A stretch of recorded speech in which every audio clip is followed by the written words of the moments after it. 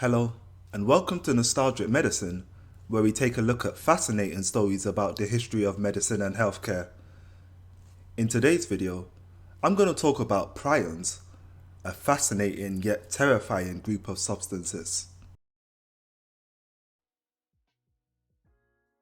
The COVID-19 pandemic has been terrible, with millions of people dying from just a single virus in just over a year.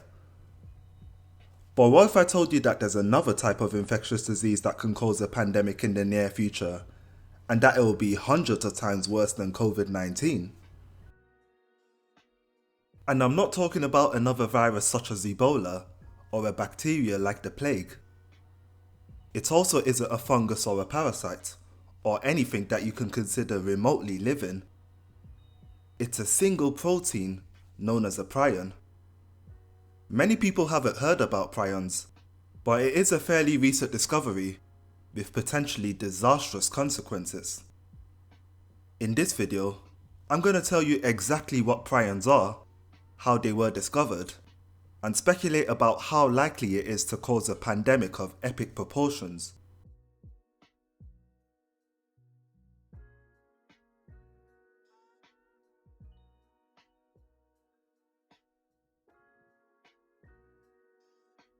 So the best way for me to explain to you what prions are is to use the central dogma of molecular biology, which most of you would have learnt about in Biology 101. It basically says that the information in your cells are carried by DNA. This can then be transcribed into RNA, and then the RNA can be used to make proteins. Well, technically, RNA makes a long chain of amino acids, which then fold up in extremely complex ways to make a fully functional protein. But these amino acids can sometimes misfold, which can lead to numerous different diseases. The most common diseases associated with misfolded proteins are Alzheimer's and Parkinson's disease, but the misfolding of the prion protein is unique, because the prion protein can actually be transmitted from one animal to another. The normal form of the prion protein is extremely abundant in the brain, but scientists haven't fully yet figured out its function, but we think it plays a role in cell signaling and neuroprotection. But here's where it gets interesting. A single misfolded prion protein can cause a normal prion protein to misfold, which then causes other normal prion proteins to misfold, until your entire brain is filled with misfolded prion proteins. What you get as a result of this chain reaction of misfolding is known as a prion disease, or a transmissible spongiform encephalopathy. Transmissible because it can spread from person to person, especially if they eat your brain material. Spongiform because the misfolded prions cause your brain to fill with holes and look like a sponge. And encephalopathy because, well, it's a brain disease. There's about a dozen different prion diseases which are known to affect animals and humans. The reason why you should really be scared of them is that once you're infected, they have an extremely long incubation period ranging from a few months to a few decades. But the moment you start to display symptoms, there's very little you can do to stop it. The prion diseases largely cause devastating neurological symptoms such as a rapidly progressive dementia, psychosis, sleep problems, movement disorders, weakness, and of course, eventually death. And all of these diseases are 100% fatal, and they tend to kill you within 2 years of the first symptoms. Compare this with cancer, where the average person can expect to survive at least 5 years after diagnosis. Now that I've got all the fearmongering out of the way, you will be relieved to hear that these prion diseases are all currently very rare, as there's only about a 1 in a million chance of getting one. Well, that is unless you are unlucky enough to have a genetic mutation that produces the misfolded prion protein, or even more scarily, if a deadly prion epidemic were to occur.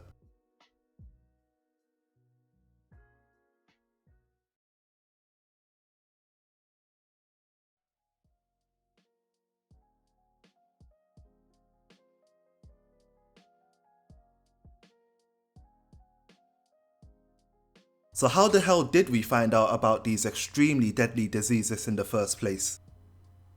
Well, like I mentioned at the start of the video, they are a relatively new discovery, but since the prion protein is extremely well conserved across many different mammalian species, that means that they have almost certainly been around from the beginning of humanity.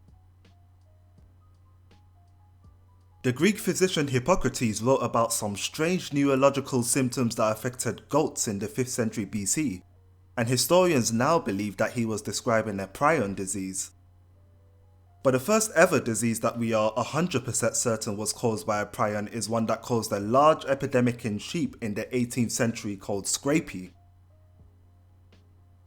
This was first noticed by sheep farmers in Europe, causing symptoms like the one I previously mentioned, as well as causing the sheep to scrape their heads against a fence, which is where the name scrapie comes from.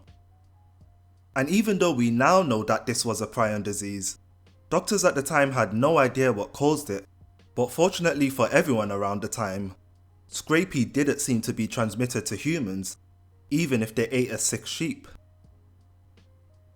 However, the early 20th century would mark the discovery of human diseases that had symptoms remarkably similar to scrapie, such as Creutzfeldt-Jakob disease and Kuru. Like I mentioned, no one knew what was the cause, but some doctors did believe that all these diseases were related to each other. But it was the breathtaking work of 2 Nobel Prize winners that would solve the mystery of these deadly diseases. The first of them that I'm going to talk about was an American doctor named Carleton Gajdusek. Gajdusek was a very interesting but at the same time a very controversial man if you read a bit more about his life. But he's most well known for proving how Kuru was transmitted from person to person. He had to make an incredibly unique journey to do this, as in 1957, he moved from his hometown in New York to the mountainous region of Papua New Guinea, where a tribe called the Foray people lived. The Foray people had a population of about 20,000, but for the past few decades they had been suffering from an epidemic of Kuru, which was killing about 200 of their people a year, and it seemed to be mainly killing the women and children. The symptoms, as you expect, were horrifying, and it was called Kuru because that was the Foray people's native word for shaking. You probably won't be too surprised to hear that the Foray people believed that Kuru was caused by witchcraft and sorcery, but Dr. Gajdusek had other ideas. After spending 5 years closely monitoring the day-to-day life of the Foray people, one thing he noticed in particular was that they practiced cannibalism, where they ate their dead as part of their many religious rituals. But oddly, it was the women and children who were the main partakers of eating their dead, and even when the men did participate, they were more likely to eat the flesh and leave behind the brain matter for the women and children. So Gajdusek used this observation to conclude that Kuru was spread by eating the brain matter of an infected person. But obviously, to prove something in science, you need to demonstrate this in lab conditions.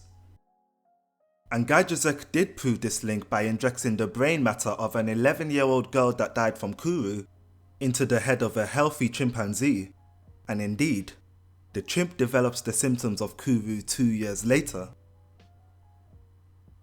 His team told the Foray people of what they had found, and this helped them to cause Kuru to almost disappear from their population, as cannibalism was brought to a total stop.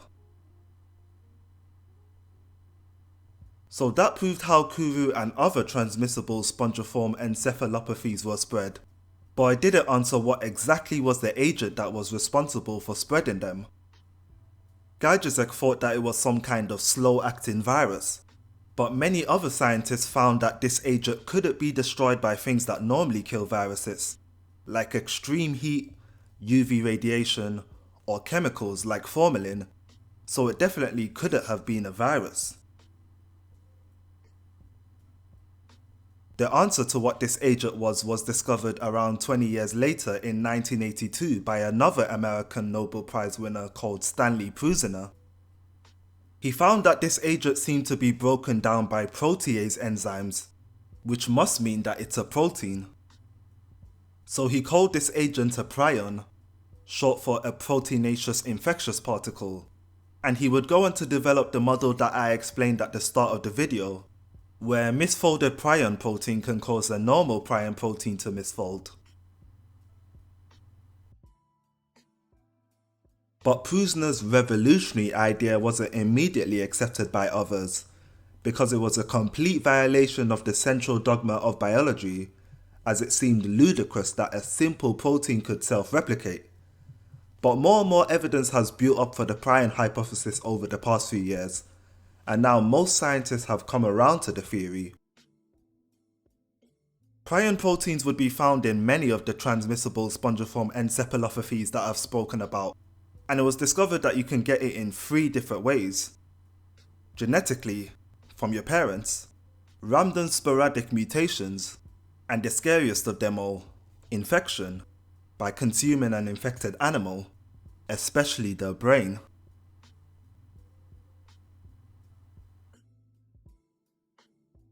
So you might be thinking, okay, it is a deadly disease, but it's incredibly rare, so why the hell should I care about it? Well, let me briefly talk to you about the mad cow disease scare that happened in the UK, which almost led to a pandemic that could have eclipsed all other pandemics ever known to humanity.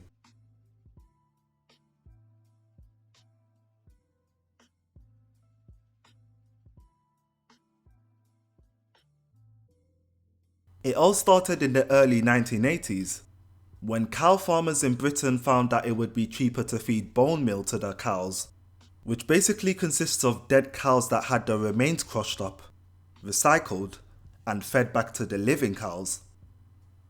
This blatant cannibalism should be ringing some alarm bells in your head if you've been paying attention, and unsurprisingly, a large epidemic of bovine spongiform encephalopathy, or mad cow disease, began in 1985.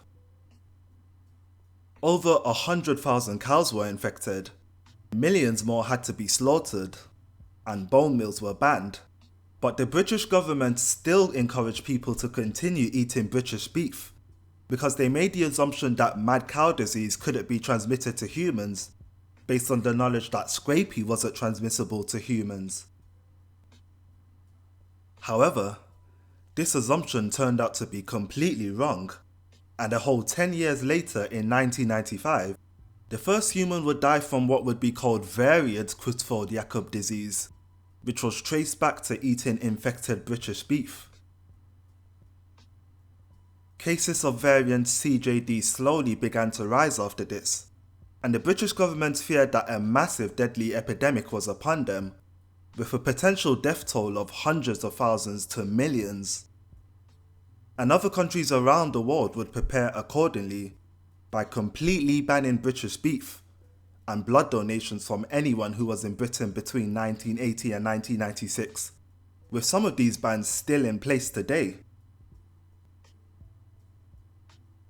But to everyone's surprise, cases of variant CJD started dropping around the year 2000, and to this day, only 200 people were ever infected with the disease, meaning that Kuru remains the largest ever human prion epidemic to date. So it looks like we got off lucky this time round. Or did we? Remember how cannibalism stopped in the foray people around 1960, which caused cases of Kuru to drop? Well, it didn't completely go away, and some people were still developing Kuru in the mid-2000s, so that means that Kuru can sometimes have an incubation period approaching an astonishing 50 years.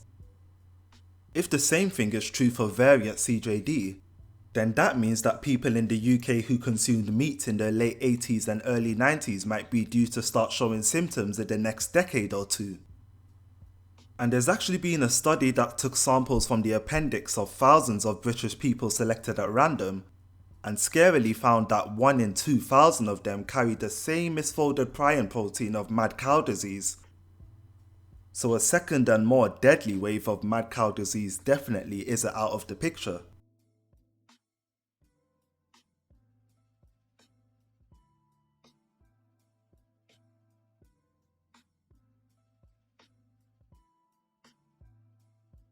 For my final bit of fear-mongering, even if the mad cow disease fiasco doesn't lead to a widespread epidemic or pandemic, I can see many other potential ways that we might find ourselves completely thrust into a prion pandemic. Various cultures still eat animal brains as food, and it's not just in remote tribes like the Foray people in Papua New Guinea, but also in fairly well-connected places like France, America, and India, to name a few. North America could certainly be in trouble now, as there's currently an ongoing epidemic of chronic wasting prion disease in deer, an animal which many Americans eat, and the disease may or may not be able to spread to humans, but has been found to be able to infect monkeys. And recent evidence has shown that prions can spread by not just the direct consumption of brain matter, but also by medical procedures like blood transfusion, colonoscopies, and contaminated surgical equipment. The regulations around prion prevention are fairly strict at the moment, but not strict enough for my liking, and all it takes is one slip up, or one influential person to decide to cut corners for financial gain, and by the time we realise it, it might be too late to stop a prion outbreak, which in my opinion, would be the ultimate pandemic.